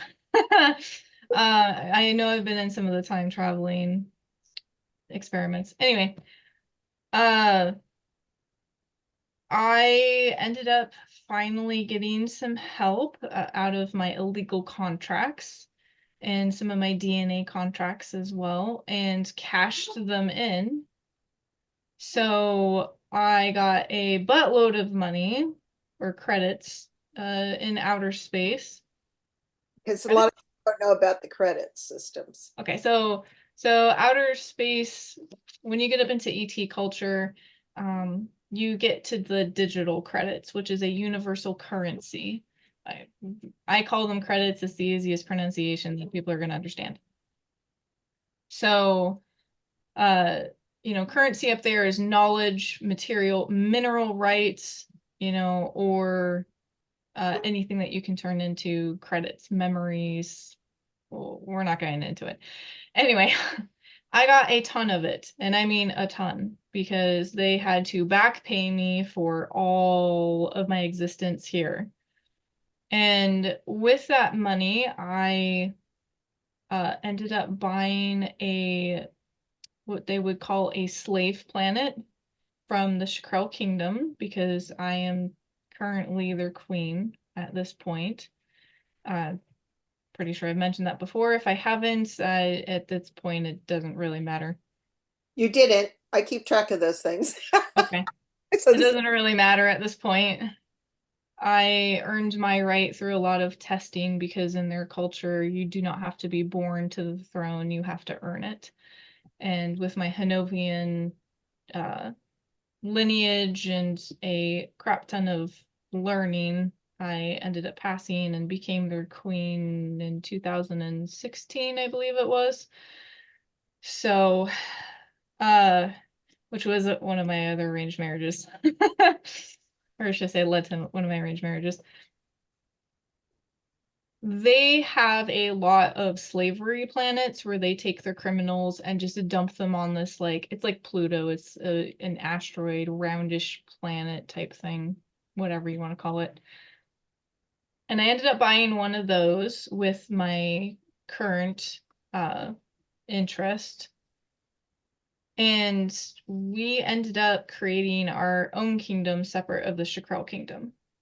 Because even though I am newly betrothed to one of the princes over there, we felt like it was best for with the money that I got to develop our own area.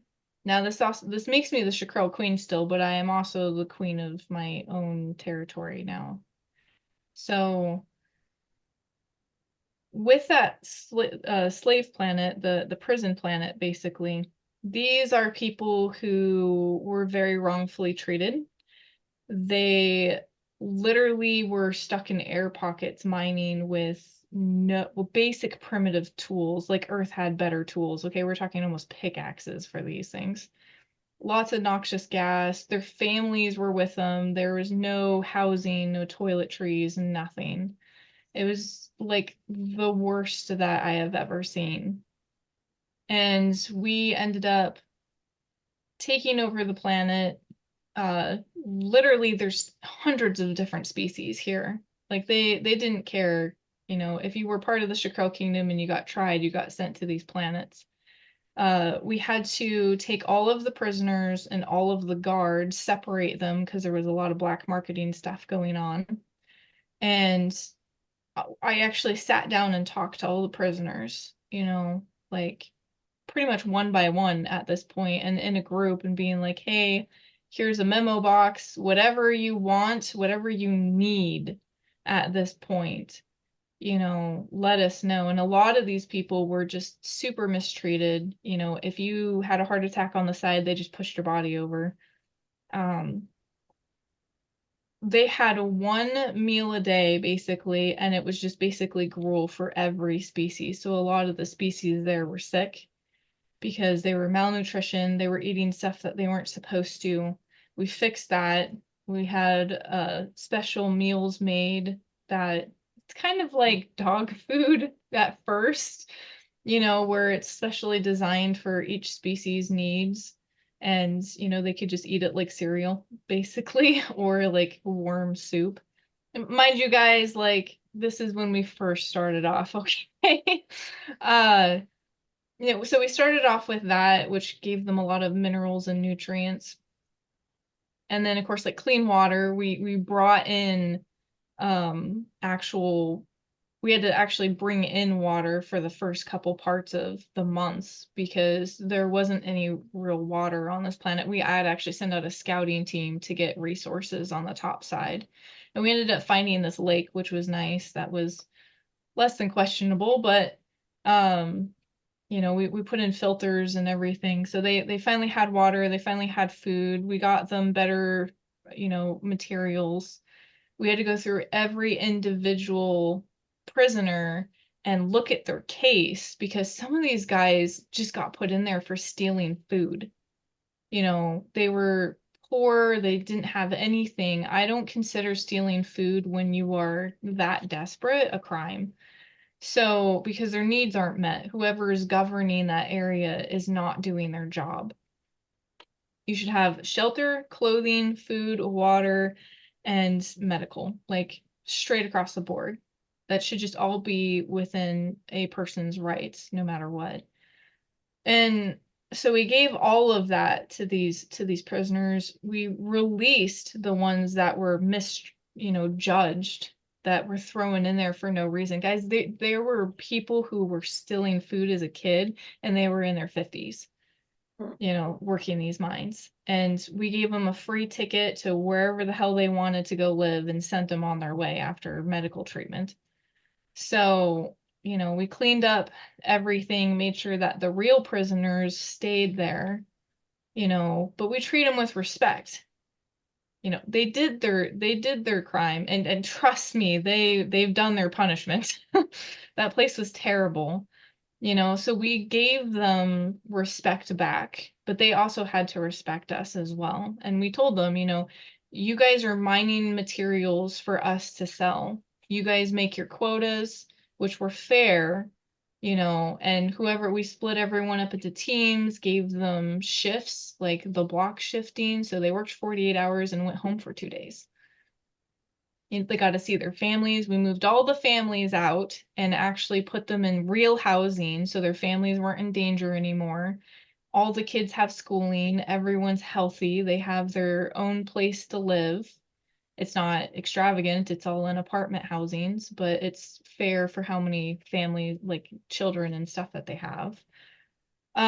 Later on, we implemented that while the criminals worked their sentence, a fair sentence to work off to society, if their mates wanted to, their wives, husbands, whatever, they could start their own business, and then the kingdom gets only 10% of that. Whatever they wanted. They want to do mechanics, if they want to do cooking or whatever, as long as it is within the kingdom's rules. Because we're trying to stay a neutral kingdom. We don't want any strife or anything like that. So, especially with us being near the trade routes, So we put all the children through schooling. All the elderly helped raise all the kids, doesn't matter what species. And these people, I had to ship in so much stuff. We had to ship in a artificial star in order for this place to even get gravity properly. And, I decided to terraform everything, which was really expensive, put water on the planet, put foliage on the planet. We had to pick out every single plant and animal that we wanted on there, that was going to have the least impact for the species that was already living there. It is just insane. Now it's a beautiful planet, absolutely wonderful. And that's just out of 5 years. So, it took 5 years, but everything is self-sustaining. The prisoners and their families take care of the planet basically for all of the food growing and the harvesting of everything. So they're self-sufficient. Our energy sources are self-sufficient. If they want to, after they're done with their punishment for working their crimes, they have the opportunity of staying and actually getting paid to work the mines.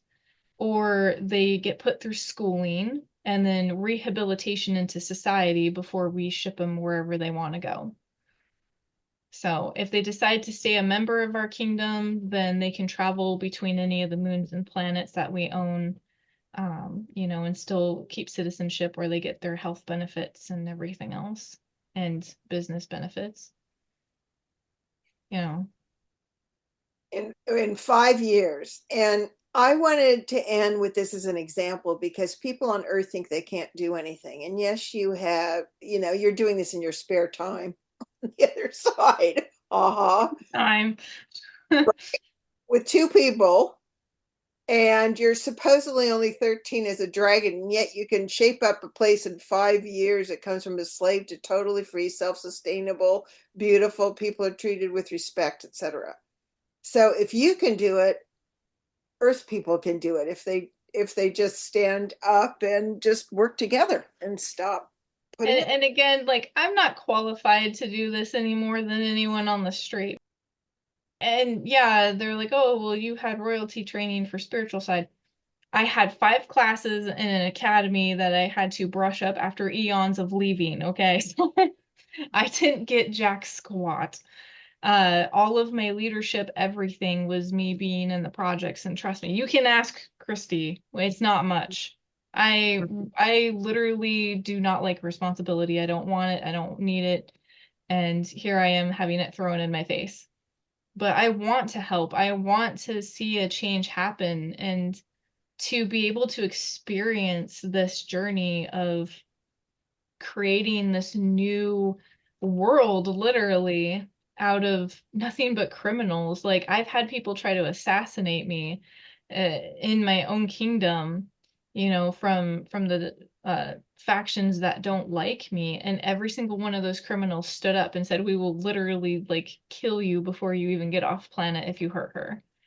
So They were protective of you because you treated them with respect and created a functional system and gave them Mhm. hope. And, it's right, like, like they knew what they did, and we're talking these are the hardcore criminals, okay? Like the ones who killed people and, you know, ate babies or whatever, but they knew that what they did wrong, but I still treated them with respect because they're there to heal. They're not there to get crap ground into their face. You know, healing is not going to happen until people start forgiving. And I mean forgiveness as in, oh, it's okay that what you did. No, it's not okay what they did.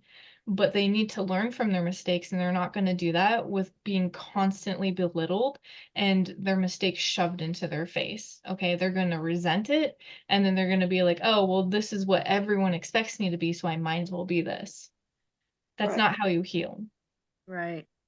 Wow. Exactly. Well said. And you've been through a lot of those experiences. And so you were able to create this. And to you and me, this would be common sense. And so people Right? think they're so unpowerful and they haven't gone through torture and everything else that you have and start thinking like this. We have the ability to, change the system. No one else is going to do it for us. So, No. so um, what do you have to add to that, Kristy?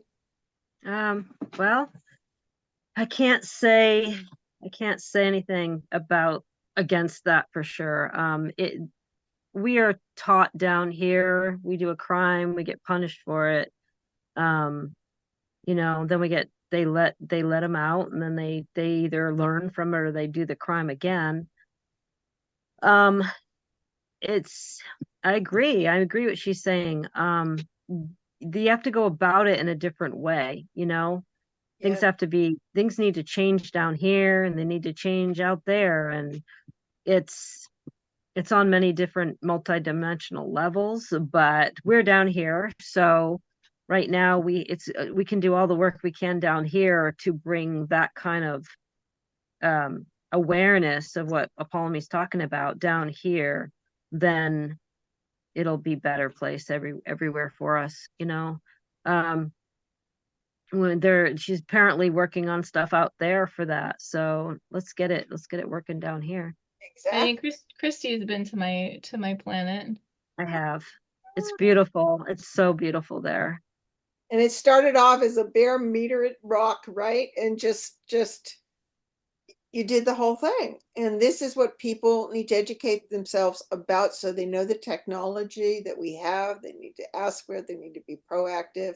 They need to create the changes because it's going to come from within. And look at you, reluctant leader who was treated like trash. So you have the compassion of what that's like. And then for supposedly only 13 years old, you have the common sense of fairness with accountability and mutual respect. I mean, I am still learning to adult, okay? Like I gotta tell you a joke. So, let me get it. Let me get it. So the difference between me and Superman is Superman has supervision, but I require supervision. That's pretty good. Oh, that's cute. Um, Well, you are unique and you're your beautiful self. And Kristy, you are too. So, Apollymi, do you want to share an update? I know a lot of people already know about you, but Apollymi, I believe, just update. I believe you're not accepting any emails, and they can come to me at Merrily at cosmicbrilliance.com. I will pass them along. Please put in comments any messages you have for Apollymi. I will pass that along. If you have questions for a future webinar we may do, put that in the comments, and I'm storing all those. She is just way too busy to do anything. Is there any update that you would like to ask it, say at this time? My life is becoming even more chaotic in the last in the last month.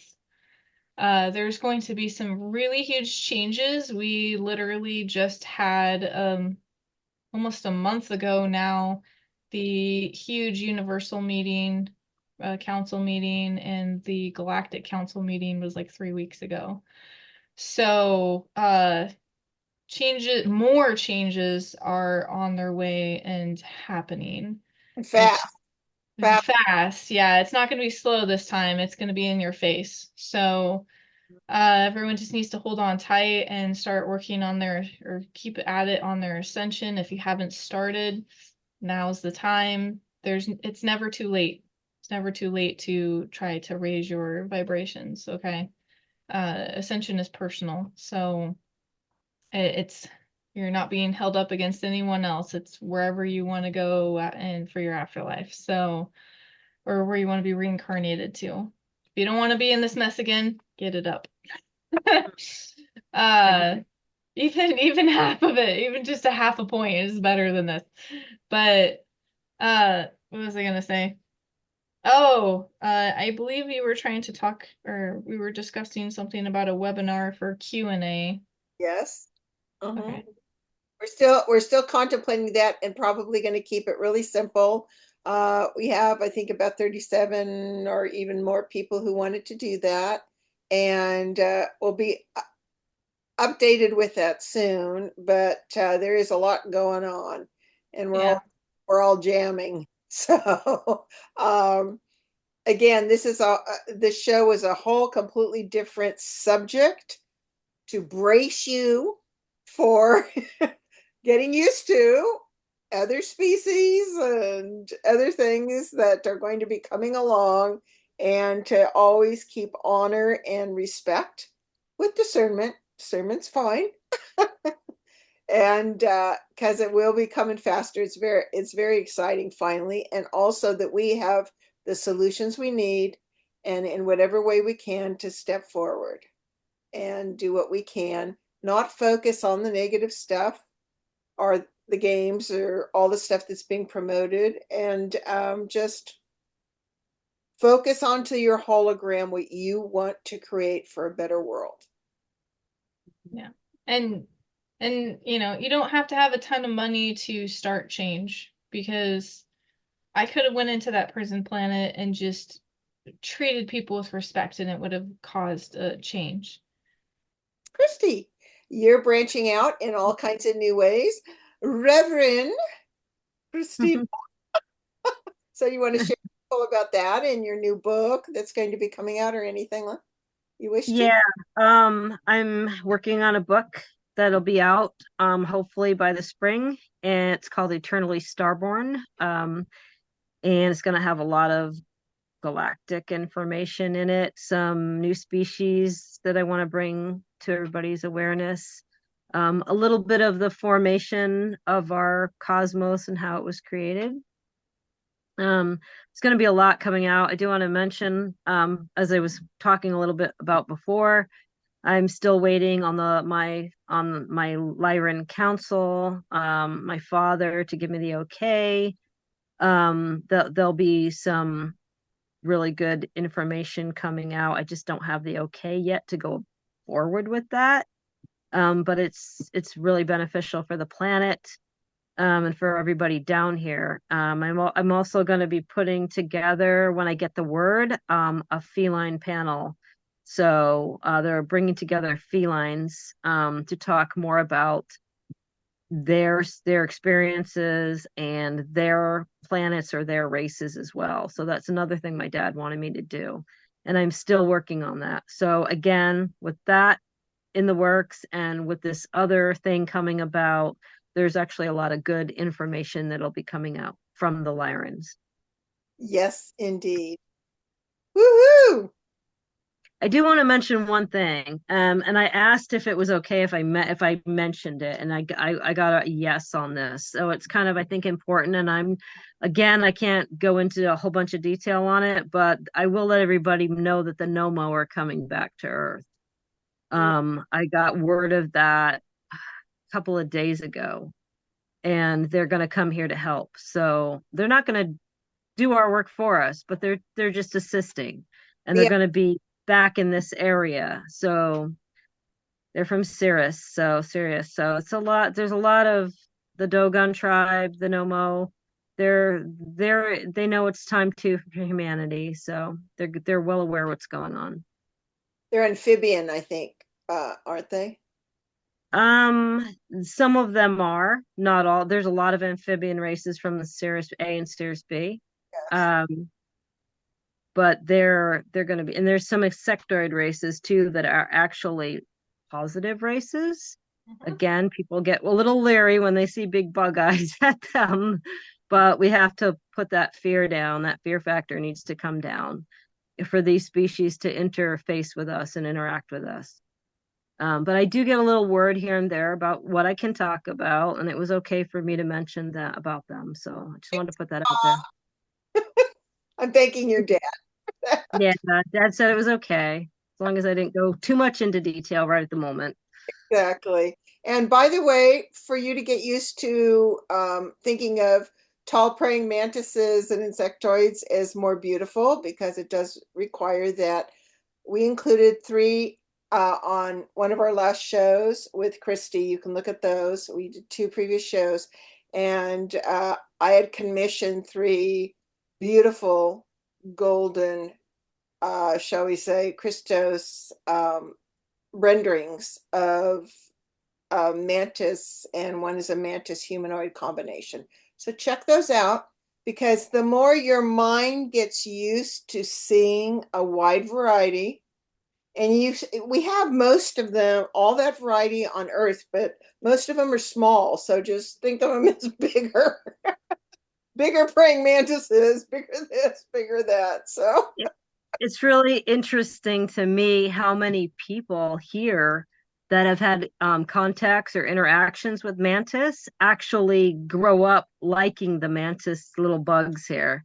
I've yes, talked to quite a few of them, and I'm like, do you like you? They're like, oh, I love mantis. Oh, they're so wonderful, But some of them aren't good. Some of them are good. There's good and bad in every species, but the ones that they had, pleasant interactions with, it's still in their higher subconscious and their consciousness. And I grew up playing with mantis all my life, and I had some interactions with mantis beings.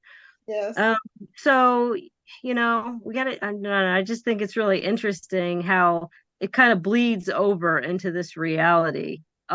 Different things that we've encountered in other lifetimes or off world, or even in the dream state. Wherever we get visited, we'll be like, oh yeah, well I'll play with them little, mantis beings here. And it seems to me like the little mantis beings that are here, they kind of, how they look at you and they look right into your eyes and they're just like, hi, like they recognize us. Yes. They're also very telepathic. The actual mantoids here, the little bug guys that you can They find out are. in your garden. Yeah, you want to practice your telepathy and learning to control your emotions. Hang out with them for a little bit. You know what is the geckos are too. They came Mm. running out. They're so social, and I'm like, "Hi, you guys. How you all doing?" And they're like, I'm like, "Whoa." Anyway, it's great fun. We do have things to look forward to. Keep focused on your ascension, and keep focused on yourselves as co-creators and creators, putting forth into the hologram what you want. Okay. And we're going to do this together. And thank you so much, Kristy. And oh, Kristy, tell people how to get contact you. Oh, you can reach me at eternallystarborn.com. You can reach me at my email or eternallystarborn.com for my website. Okay. All righty. Eternally Starborn Dot com. your email also. Dot com for the email is eternallystarborn2024 at gmail.com. Great. Okay, and that'll be below in the YouTube. Thank you so much. And Apollymi, with all that you've been through and no sleep, thank you so much for sharing that, because you both have had profound experiences. And I am so pleased that you provided for people a larger perspective of gaining greater compassion and understanding of multidimensional relationships. Thank you, Marilee. It's been a pleasure being here. Okay. Yeah, no, thank you. You're welcome, you guys. Talk to you later. Okay, bye.